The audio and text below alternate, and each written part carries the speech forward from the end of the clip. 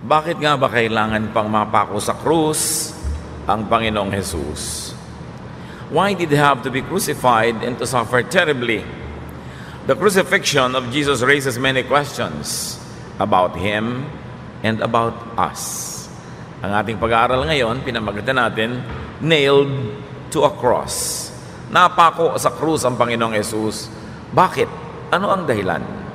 Salamat, Ama, dahil maaari naming pagbulay-bulayan ang kamatayan ng iyong anak na si Jesus.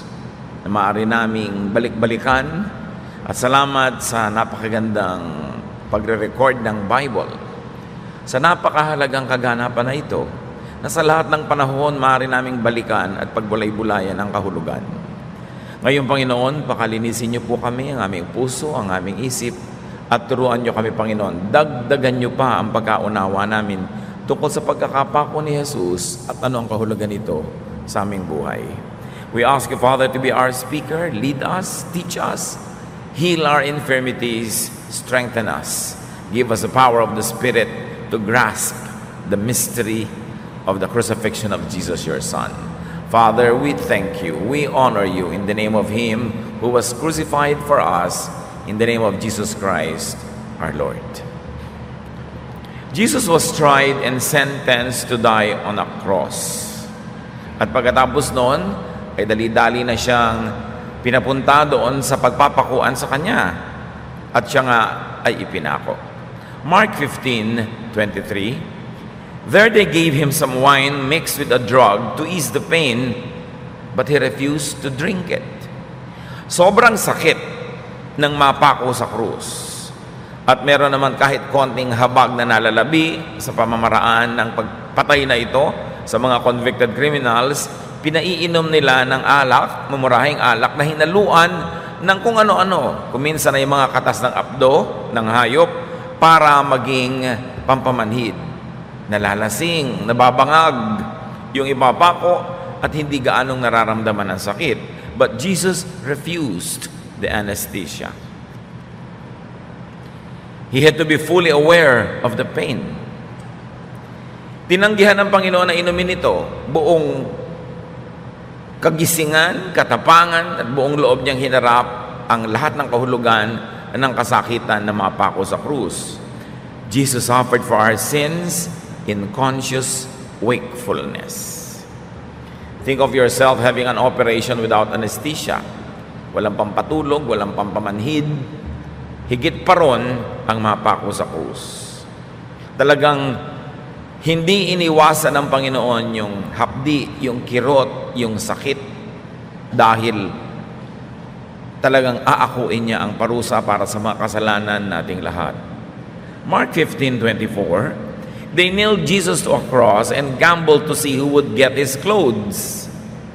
At habang siya na may nagdurusa, unti-unting namamatay, ay pinagsusugalan naman yung kanyang damit na hinubad sa kanya. You know, being crucified entailed being stripped naked. It was ease for the executioners. Mas madali sa kanilang malaman, patay ka na ba? Mas madaling baliin ang iyong tuhod, ang iyong lulod. Mas madali ka nilang saksakin sa tagiliran kung wala kang damit. And of course, for further humiliation for the convict. So nadagdagan pa ng kahihiyan yung sakit na naranasan. So Jesus suffered humiliation in our place. Why did He have to be stripped? Because we are all stripped naked because of our sins. May mga damit man tayo ay daig pa natin nang naglalakad ng hubo sa mundong ibabaw dahil sa mga kasalanan natin. But Jesus was stripped so He could give us His clothes to give us dignity. So sa kanyang pagkakapako, tayo yung nakaligtas sa pagkakapako, sa kanyang pagkakahubad, ibinigay sa atin yung damit para tayo ang magkaroon ng saplot. We were dignified by the clothes of the Jesus righteousness. Mark 15:25-26, it was about 9 o'clock in the morning when they nailed Him to the cross. On it was a sign that told why He was nailed there. It read, "This is the King of the Jews." So may karatula na ipinako sa taas ng kanyang ulo, doon sa mataas na bahagi ng krus, ito ang hari ng mga Hudyo. That was the crime But the irony of ironies, it was also the truth. At dyan pa lang, meron na agad tayong leksyon mga kapatid. Truth could have a high price. Minsan, mahal ang ibinabayad para maging totoo. Para magpakatotoo. Truth is never cheap. Sometimes we pay dearly just to be truthful. But truth is worth the price. That's why Jesus paid. Because truth sets free. Kung hindi si Jesus ang hari ng mga Hudyo, at kung hindi si Jesus ang hari ng mga hari, at kung hindi si Jesus ang hari ng lahat, sino ang magliligtas sa atin? Kaya yung katotohanan na yun ay napakamahal ng bayad dahil buhay niya ang ipinambayad. Jesus, and therefore truth itself, was nailed to a cross to set people free. Naranasan nyo na ba na maitali sa kama kung kayo'y pasyenteng malikot? Naranasan nyo ba maitali at all for any reason? O naranasan na ba natin na meron kang cast dahil nabalian ka ng buto at hindi mo makamot yung lugar na makati, hindi mo maigalaw yung kamay mo o hindi mo makamot yung mismong merong cast? Anong ibig sabihin ng nakapako ka? Walang magagawa ang iyong paa at kamay. Ano man ang gawin sa iyong katawan, ng mga insekto, ng mga tao, ng mga elements, you cannot even help yourself. Hindi ka malaya. At si Jesus ay napako para tayo ang lumaya. Para tayo ang makagalaw. Para tayo ang makakilos. Para tayo ang makalayo sa kaparusahan ng kasalanan. Meron talagang pagpapalit na naganap. Nagpalit tayo ng lugar, kinuha niya ang lugar natin, kung kaya tayo ay naging malaya. Nobody can ponder the crucifixion of Jesus without feeling deep emotions.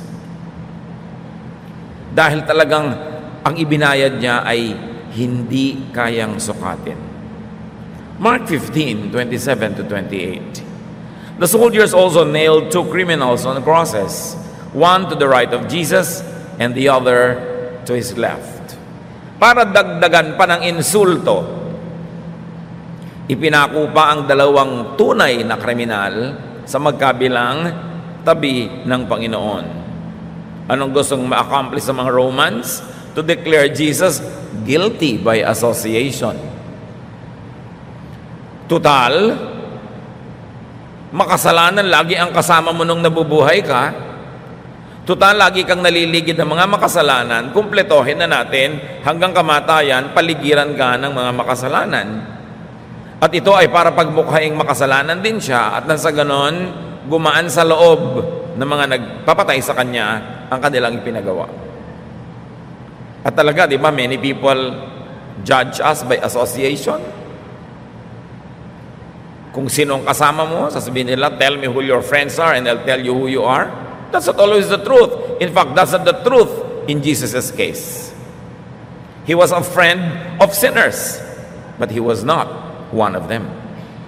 But he was one with them in spirit, in love. So think of those two men as you and me. Tayo naman yun wala namang iba. Ikaw at ako, nakapako sa magkabilang panig ng Panginoon dahil tayo naman yung dahilan kung bakit siya namatay. But was Jesus stained by those men? Nabahiran ba siya? Nahila ba siya pababa? No. Baligtad. Napaangat niya yung mga kasama niya. Like us. We become righteous by association. Nagiging righteous tayo dahil associated tayo with Jesus. Not because we are righteous, but because we are associated with Him. At ito mga kapatid, ang isang napakalalim na talinghaga kung bakit siya kinailangang pagitnaan ng dalawang makasalanan. Hindi para siya pababain, bagamat yun ang intensyon ng mga naggawa nun.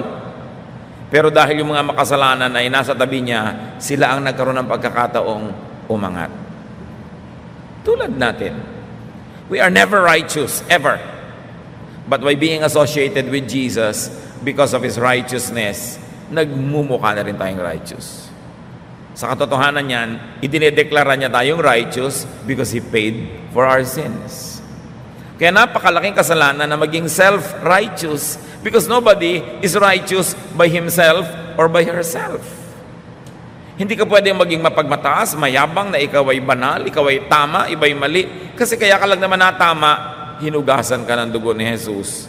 At sa pagtanaw mo ng walang hanggang utang na loob sa kanyang kabutihan, di ka dapat kailanman magyabang. At hindi mo dapat maliitin yung mga inaakala mo'y makasalanan o kaya ay mali at ikaw lang yung tama. Dahil napatama ka lang benepisyo mo lang yun na hindi mo naman deserved. We are righteous because of Jesus' righteousness. So hindi nila napadumi si Jesus by association. In fact, those two men were dignified by Jesus. We are dignified by Jesus because Jesus lifts us up. Isaiah 53:5, He was wounded and crushed because of our sins. By taking our punishment, He made us completely well. Daang taon bago naganap yung crucifixion, inihayag na ni Isaiah ang kahulugan nun. Sinugatan siya at dinurog dahil sa ating mga kasalanan at sa pamamagitan ng pag-ako niya ng ating mga kaparusahan, pinagaling niya tayo ng ganap. An exchange happened when Jesus was nailed on the cross. And we are the beneficiaries of that exchange. Mark 15:29-32. People who passed by said terrible things about Jesus.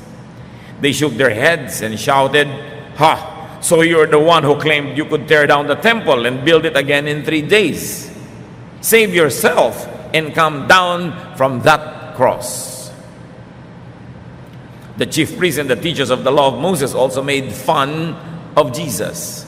They said to each other, "He saved others, but he can't save himself. If he is the Messiah, the King of Israel, let him come down from the cross. Then we will see and believe." The two criminals also said cruel things to Jesus. Yung pinaggawan ng crucifixion was by a roadside. Kuminsan na sobrang dramatized sa art, nasa ibabaw ng burol para may mga ulap-ulap sa likod. That is an artistic representation.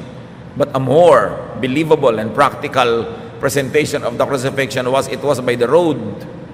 Merong hill sa likod called Golgotha, courting skull. But the crucifixion did not happen at the top of that hill. It was at the foot of that hill. Why? So that every passerby will see Jesus suffering. At kitang-kita nga nila, kaya nga nilibak-libak nila. Kung nasa ibabaw ng mataas na burol, paano naman nila madidinig yung mga sinabi ni Jesus to be recorded in Scripture? At paano naman nila mapagwiwikaan ang mga kantsaw nila at mga paronggit kung ganun kataas at kalayo? It was really near the audience as it was meant to be. Everyone had a bad word to say about Jesus.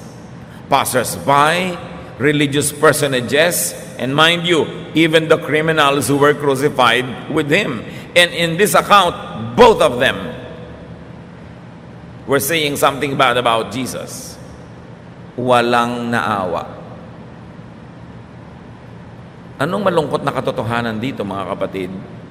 Sa kabila ng pagiging relihiyoso ng bayang Israel, sa kabila ng dami ng mga propeta nila, sa kabila ng 5 araw, 5 beses isang araw nilang pagdarasal, sa kabila ng pagkabisa nila ng scriptures, centuries of religious practice did not create good character. Centuries of religious practice did not make the people more humane. In fact, centuries of religious practice hardened the people's hearts. At yan din ang kulang sa ating bansa. Centuries of so-called Christianity has not produced good character. Yung religious practice pa nga ang naging excuse para sa ating mga kalabisan. Walang ipinagkaiba yung mga Israelites sa hindi mananampalataya. How does this happen to Christians and even to followers of other religions today? It does happen. Mas relihiyoso pa nga kung minsan, mas malupit. mas masungit, mas mahirap kasama, mas judgmental, mas walang lugar sa puso para maawa, lalo sa mga nagkakasala. At sinasabi pa nila, akala ko ba 3 days, bubuuin mo uli ang templo, bumaba ka muna dyan. Of course, they were quoting a misquote. Misquoted na nga si Jesus sa trial, kinoquote pa nila yung misquote. At sabi nila, He saved others. True. But why don't they remember the truth that He saved others? Now, they are using it negatively. Sabi, nagligtas ka ng marami, ba't di mo iligtas ang sarili mo? Na para bang kasalanan na magligtas ng marami? Masama ba na maghangad ng matuwid na daan? Masama ba na gusto niya ng matuwid na daan? Pero tuwing may isang clerk sa City Hall na nagkakasala, tuwing mayroong isang policeman na abusive, sasabihin ng mga tao, yan ba ang matuwid na daan? Para bang sinasabi natin, huwag ka na lang magsabi ng matuwid na daan. Kasi if nagsabi ka niya tuloy, iko-crucify ka because of that. Ginagamit negatively. Di ba sabi mo?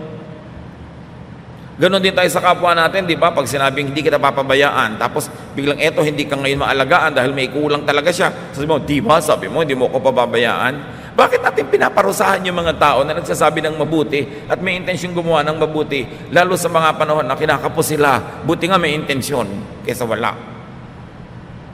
Ngayon, minamasama ng mga tao yung sabi niya, siya ay nagpagaling ng mga tao. Ba't hindi niya mapagaling ang sarili niya? Ba't hindi niya ngayon matulungan ang sarili niya? Na parang krimen yung ginawa ni Jesus noon na tumulong sa iba. Those types of people could be us. Pwede nating ipako ang isang tao sa nasabi niya na mabuti noon at ngayong kinakapos siya, yun ang lagi nating uungkatin at pwede nating laging isumbat sa kanya. Na parang gusto na tutuloy magsisi, bakit nga ba nakapagsabi pa ako ng maganda? Bakit nga ba nakapangako pa ako na gagawa ako ng mabuti? Ngayong kinakapos ako, ayun ngayon ang isinusumbat sa akin. This history keeps repeating. Kaya magandang balik-balikan. Ang mahalaga, lumabas ka sa kwento at tingnan mo ang sarili mo na nasa loob ng kwento na yon. Luke 23:27, a parallel account with additional details. A large crowd was following Jesus, and in the crowd a lot of women were crying and weeping for Him. Meron naman na hindi katulad ng mga taga-Jerusalem. At ito yung mga promdi. Ito yung mga believers from Galilee who followed Jesus from Galilee to Jerusalem. Parang kumbaga ang layo niya ay halos Pangasinan. Mga taga-ron sila. Tapos nagpuntahan sa Maynila, sumunod kay Jesus sa capital city.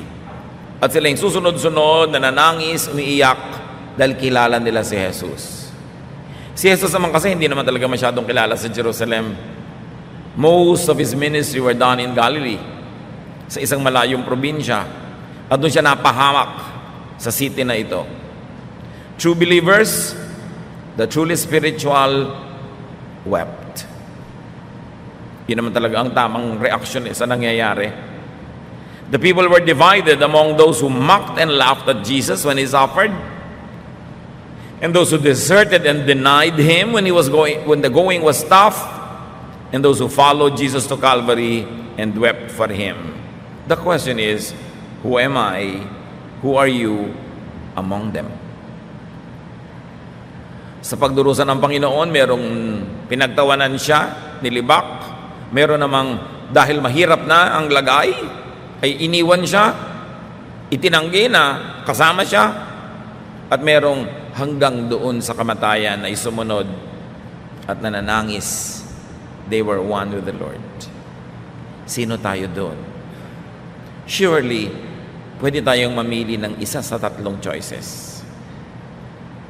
What is our stand when our Christianity is under attack? When spirituality becomes difficult and not famous or not popular, what do we do with our association with Jesus? Itinatago ba natin yung association natin sa Kanya tulad ng itinago ni Peter? O thick and thin, difficulty or glory, nandun pa rin tayo at malinaw na mananalig tayo kay Jesus? Kaya magandang suriin ang kasaysayan kasi nandun tayo sa loob nun. Luke 23:28-31. Jesus turned to the women and said, "Women of Jerusalem, don't cry for me. cry for yourselves and for your children. Someday people will say women who never had children are really fortunate. At the time, everyone will say to the mountains, fall on us. They will say to the hills, hide us. If this can happen when the wood is green, what do you think will happen when it is dry? Isang matalinghagang pangungusap mula sa Panginoon tungkol sa isang paghihirap na darating pa. Maaring a time of judgment. When the reverse of what is considered to be good is more desirable. Like childlessness is better. Being buried is better. What could be worse than those? It could be judgment that the Lord was talking about. Kaya sinasabi niya, huwag niyo akong tangisan. Ang tangisan niyo ay inyong mga sarili at ang inyong mga anak. Dahil nabubuhay ang mundo sa kadiliman. At pag dumating ang liwanag, ang kadiliman na ito ay matutupok. Iyakan ninyo ang inyong mga sariling kalagayan.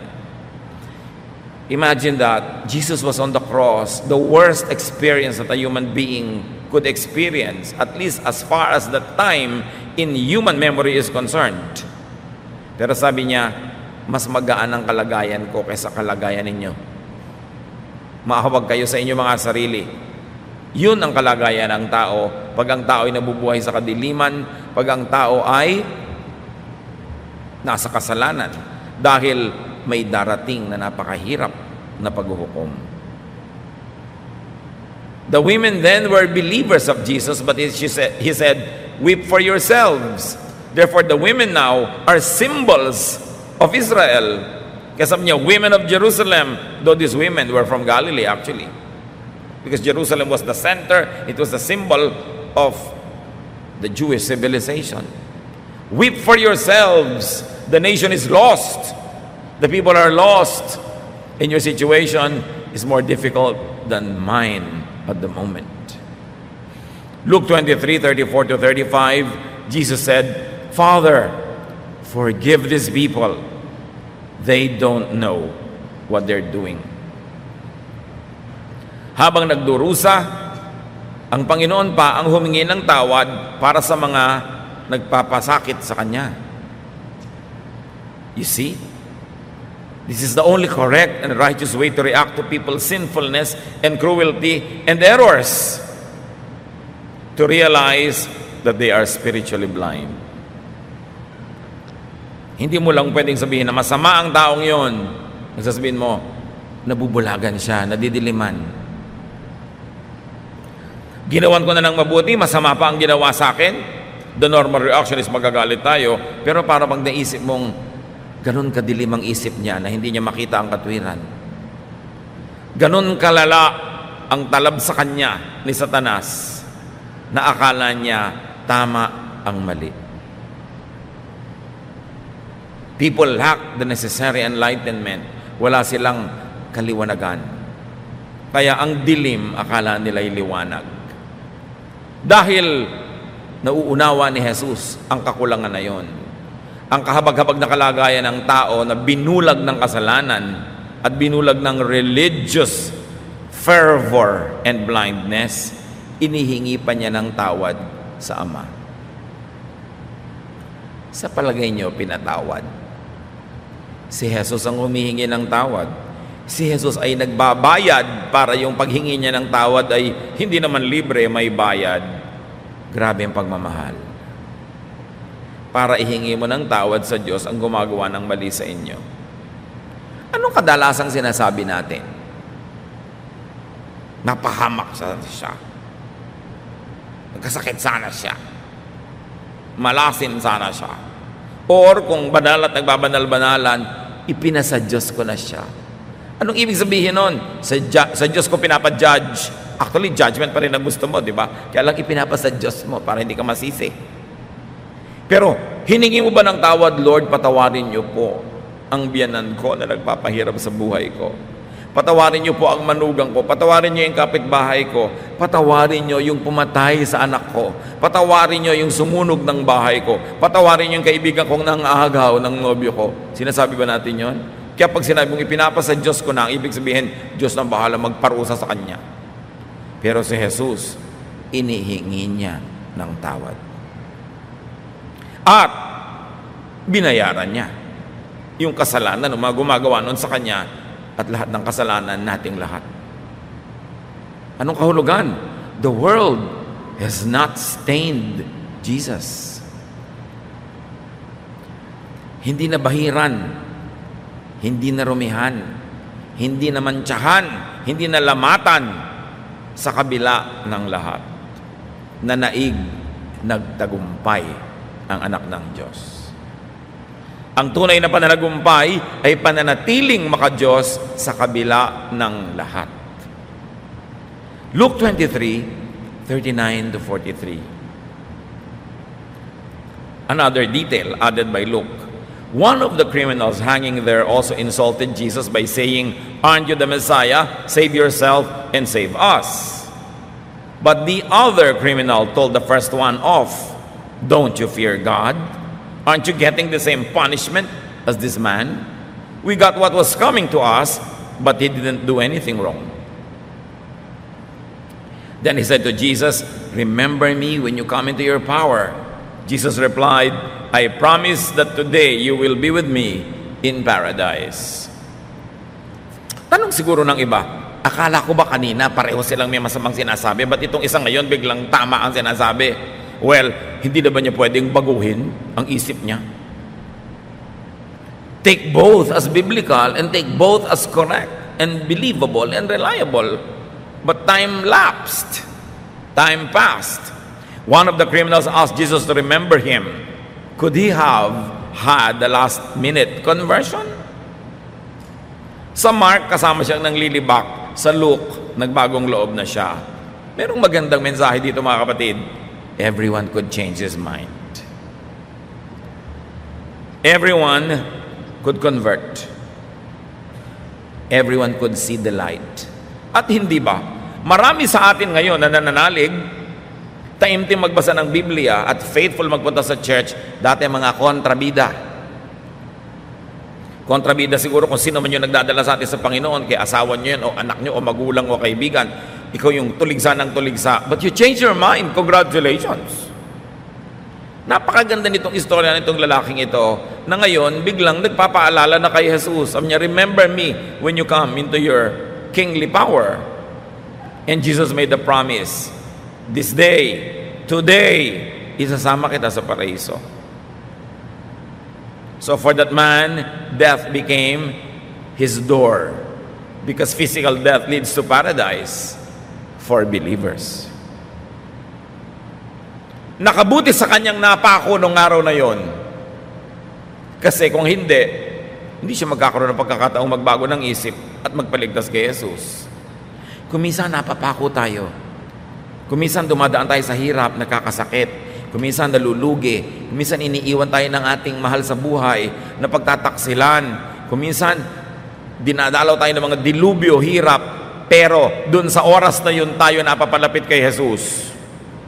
Ipagpasalamat yung mga ganong oras. Tulad ng lalaking itong napako, buti na lang kung hindi siya napako dun, mapapalapit ba siya kay Jesus? Kaya tayo mga kapatid, meron din kanya-kanya mga pagkakapako.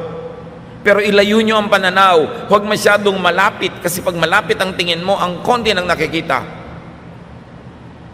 When you're too close to the table, you don't see the table. You've got to be far enough to see it in its entirety.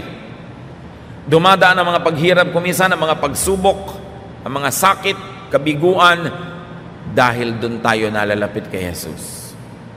Ipagpasalamat.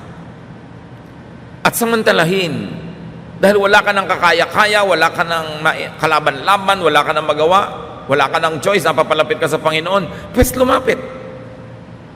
At then, titignan mo yun ngayon, salamat na lang nangyari sa akin yun. Kung hindi ako nabigo nun, hindi siguro ako makikinig ng isang mensahe. Kung hindi ako naiinip doon at hindi makatulog, siguro hindi ko mababasa yung Biblia. Kung hindi pa ako nagkasakit, hindi ako madadalaw ng nagsalita sa akin tungkol sa Panginoon. Things like that. May plano ang Diyos para sa atin. Pero kailangan mag-cooperate tayo sa plano na yon. So, it was paradise that was promised to him. Maybe it is a place or a state of consciousness beyond the limitations of the body. But what is important for you to get there? Recognize Jesus and ask Him to remember you, to take you. So if needed, change your mind. Nandito na tayo sa church because we changed our mind about Jesus, about the invitation to be here, about some things. But perhaps even then, meron pa rin tayong mga dapat gawing mga pagbabago ng isip. Kasi hindi naman tayo naging perfect when we made the decision. We are continuously being made perfect. We are a work in progress. We are changing from glory to glory. So ang tanong, ano pa kayang mga pagbabago ng isip ang dapat nating gawin para lalo pa tayong mapalapit sa Panginoon? Ano pa mga pagbabago ng pananaw, pagbabago ng mga kostumbre ang kailangan maganap para higit nating maunawa yung paraisong ipinapangako niya? May parallel pa sa kwentong ito from John 19:19-20. Pilate ordered the charge against Jesus to be written on a board and put above the cross. It read, Jesus of Nazareth, King of the Jews. The words were written in Hebrew, Latin, and Greek. It was for all to read and to know. All the more that we believe that the crucifixion happened by the roadside. Kasi sino ang makakabasa ng isinulat doon kung nasa ibabaw ng bundok at ang layo-layo? Tatlong languages pa, therefore maliliit na letra para magkasya lahat sa kaprasong karatula. Malapit talaga doon sa daan, sa kalsada yung crucifixion for all to even read what was written there. Very, very probably not on the top of the hill. John 19:20-22. The place where Jesus was taken wasn't far from the city, and many of the Jewish people read the charge against him. So the chief priest went to Pilate and said, "Why did you write that he is the king of the Jews? You should have written, he claimed to be king of the Jews." But Pilate told them, "What is written will not be changed." Kita niyo mga kapatid, of all people, the Roman governor served as prophet. Sa bibig pa niya lumabas yung katotohanan tungkol kay Jesus. Truth could come out of the mouth of Pilate or a donkey or unlikely spokespersons. Dapat laging bukas ang tenga natin. Hindi lahat ng katotohanan ang gagaling sa mga religious leaders.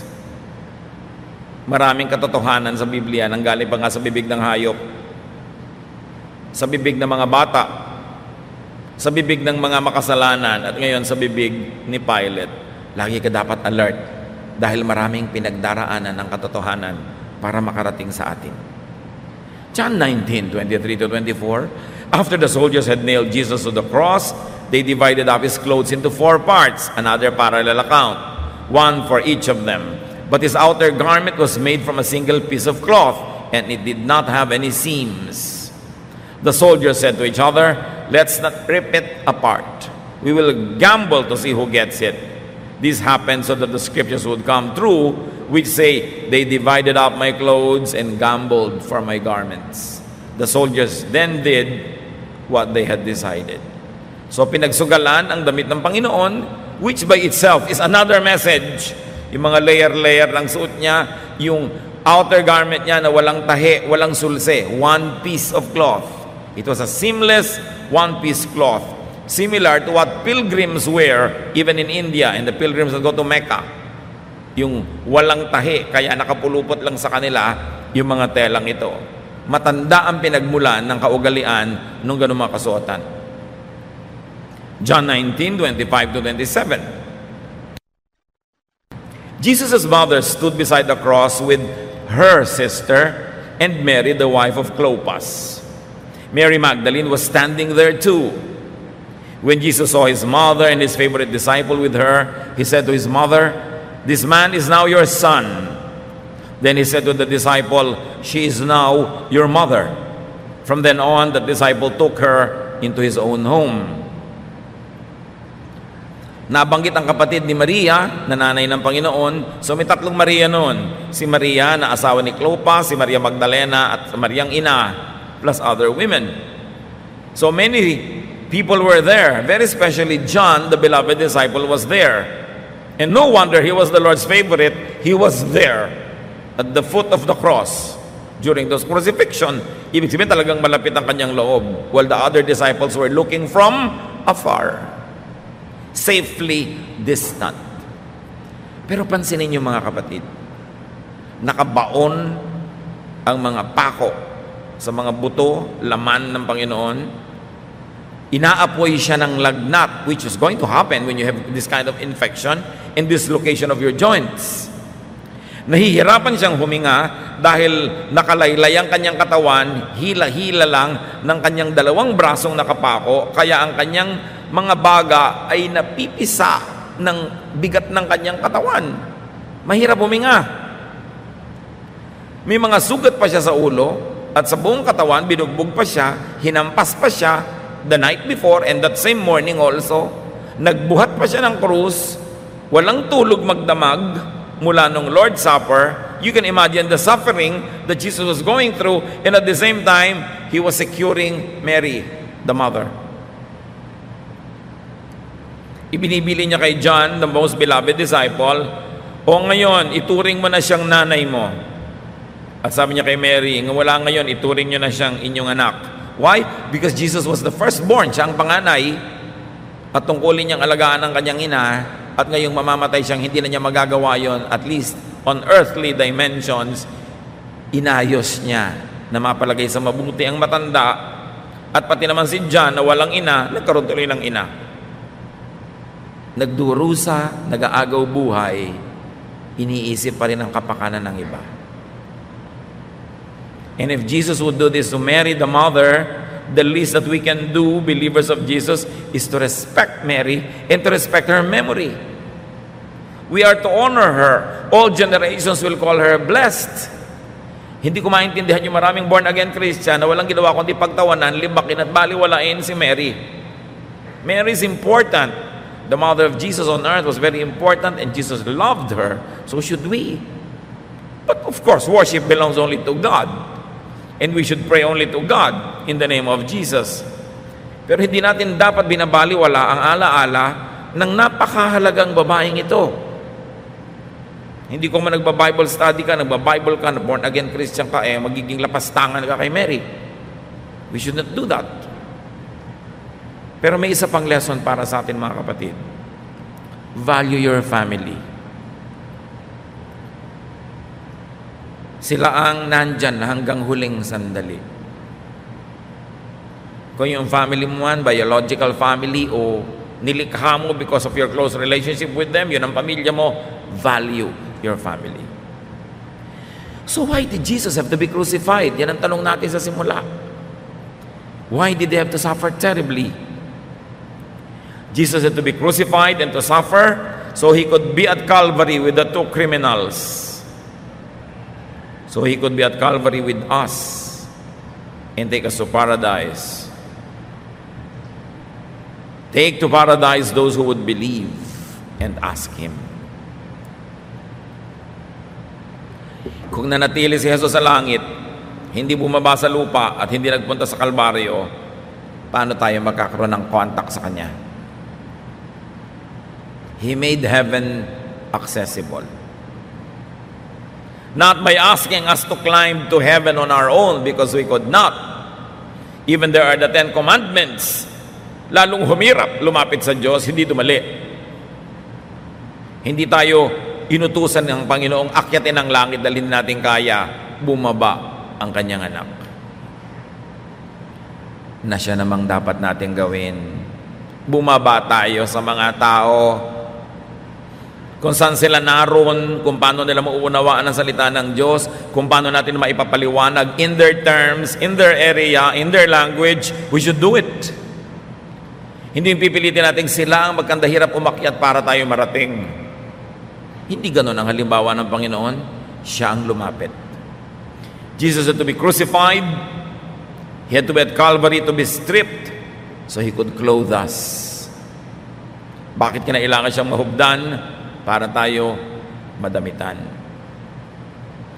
Jesus had to be nailed to set us free.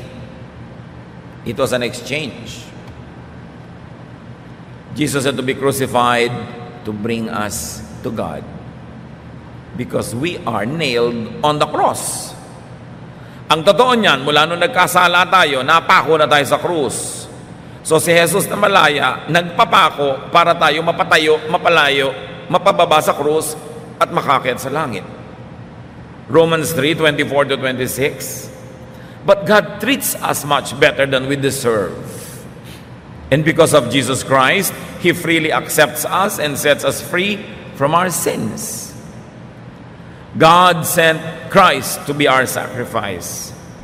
Christ offered His life's blood so that by faith in Him, we could come to God.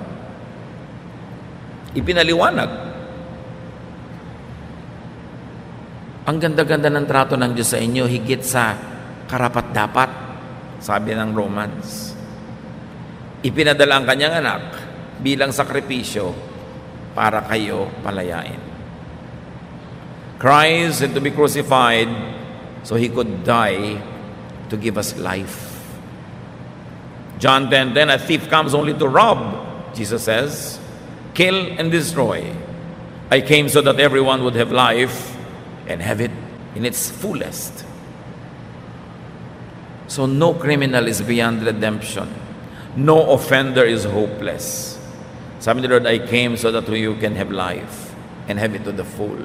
Jesus wants you well. Jesus wants you to have a full life in this world and in the next. John 12:24, I tell you for certain that a grain of wheat that falls on the ground will never be more than 1 grain unless it dies. But if it dies, it will produce lots of wheat. Gawin nating mais, mas familiar tayo doon. Kung hindi mo tatanggalin yung mga butil-butil sa mais at yung mismo isang busal na yun ay mamamatay, wala kang itatanim ng mga punla. Pero dahil namamatay yung isang buong busal ng mais, dumadami ang naitatanim. At ganoon yun, sabi ni Lord, kailangan ko mamatay para dumami kayong magkakaroon ng buhay. So let the death of Jesus give you life in all its facets. At huwag tayo nag-iisip na ang buhay ay para lamang doon sa kabila. Dapat dito rin. Ganun ang pagmamahal ng Panginoon. Pinagaling niya ang mga may sakit, pinakain niya yung mga nagugutom, pinatawad ang mga may kasalanan, inirestore niya sa lipunan yung mga puwera, dahil interesado rin siya na dito sa mundo, magkaroon tayo ng magandang buhay. So what lesson can we learn? What else? Be the criminal who turned around, who recognized and asked Jesus to take him. Kung meron tayong mga kasama ngayon, o nakikinig sa mensaheng ito, na hindi pa talaga kayo malinaw na nagpapaligtas kay Jesus, hindi nyo pa sinasabing, kinikilala kita, ikaw talaga yung mabuti, ikaw ang anak ng Diyos, ikaw ang tagapagligtas, iligtas nyo ako. Kung hindi nyo pa nagagawa yan, gawin nyo na. Ano pang hinihintay natin? There is nothing to lose and everything to gain. Jesus positioned Himself with sinners to connect with them, to dignify them, and to save them. And so should we. Hindi tayo kahit kailanman darating sa buhay ng isang itinuturing nating makasalanan para siya husgahan, para siya isa puwera, para kawawain, para ipahiya. Hindi ganoon ang ginawa ng Panginoon. Siya ang tumanggap ng kahihiyan para bigyan niya ng dangal yung inililigtas niyang makasalanan. Hindi na natin kailangan magpapako sa krus para sa ibang mahal natin sa buhay at mga kakilala at kaibigan. Dahil ginawa na ni Jesus, ang gagawin na lang natin, huwag nating husgahan. Huwag nating kawawain, ilapit natin sa Panginoon sa pamamagitan ng ating pag-ibig. Love is the greatest argument for Jesus. So talk with Jesus. Ask Jesus to take you to paradise with Him in the next life. And if you have done that already, ask Him to take you to paradise now, here.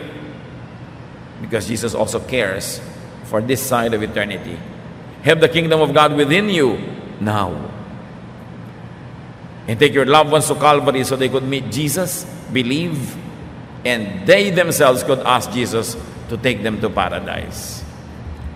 Huwag na tayong malungkot dahil sa kamatayan ng Panginoon. Salamat naman at lumipas na yon. At salamat naman na buhay siya muli.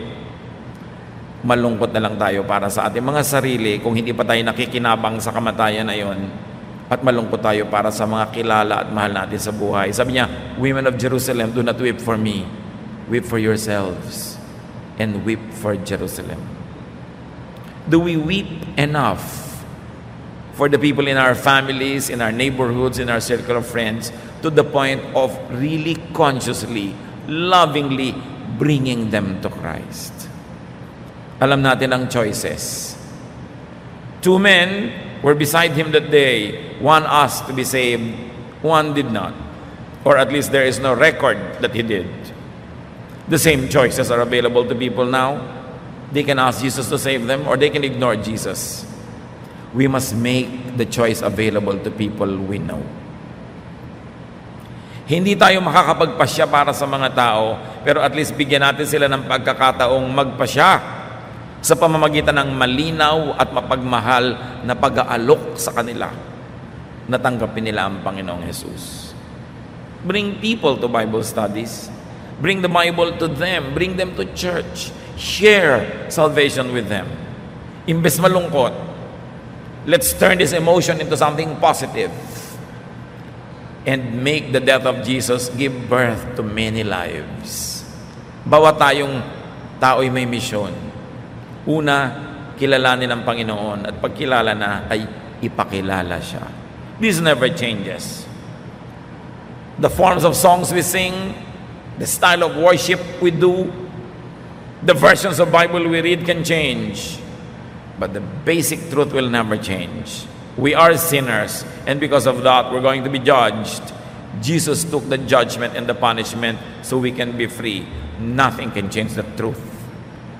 At dapat natin lagi itong ipamuhay at laging dalhin ang mga tao sa piling ng Panginoon. What are we doing to make the death of Jesus benefit more people?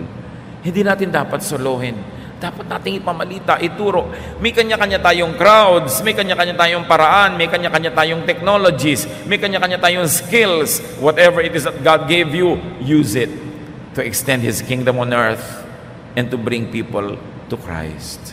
Dear God, we thank you that your Son Jesus died for us. Salamat po na tuwing babalikan namin ang kwentong ito, ay lagi nyo kaming hinihipo sa aming puso, sa aming espiritu, at nawa ang nadarama namin na emosyon dahil sa paghihirap ng Panginoon ay gamitin naming lakas upang ang paghihirap na ito hindi masayang at pakinabangan ng maraming tao. Pakita nyo sa amin, Panginoon, kung paano pa kami lalago sa aming personal na espiritualidad, at lalo naman, bigyan nyo kami ng hamon na araw-araw, lagi na, to bring people to Jesus. Gamitin na namin aming posisyon, ang aming kalagayan, ang aming kinalalagyan, ang aming alam, ang mga kasangkapan available to us para dalhin namin ng kaligtasan sa mga tao. Pagbulay-bulayan natin, mga kapatid, ang paghihirap ng Panginoon. We can join Him in this suffering by bringing people to Christ, by making them benefit from that death, by increasing and furthering the kingdom of God on earth. Ama namin, sa aming puso nawa lalong lumalim ang katotohanan ni Jesus. Maging mga mumunti kaming Kristo sa aming pag-iisip, sa aming kilos, sa aming gawa, at makapagdala kami ng makaluluwa sa iyong paanan. Gamitin mo kaming kasangkapan sa anumang paraan para ang mga kaluluwa ay makakilala sa iyo at lumago sa pagkakakilala sa inyo. Pagbulay-bulayan natin, pasalamatan ng Panginoon sa kanyang kamatayan, at lalo tayong humanap ng mga turo, udyok ng Espiritu, kung paano natin mapapalawak ang katotohanan ito at magiging kapakinabangan sa mas maraming tao. Dear God, touch us, teach us, so we can be messengers of the cross.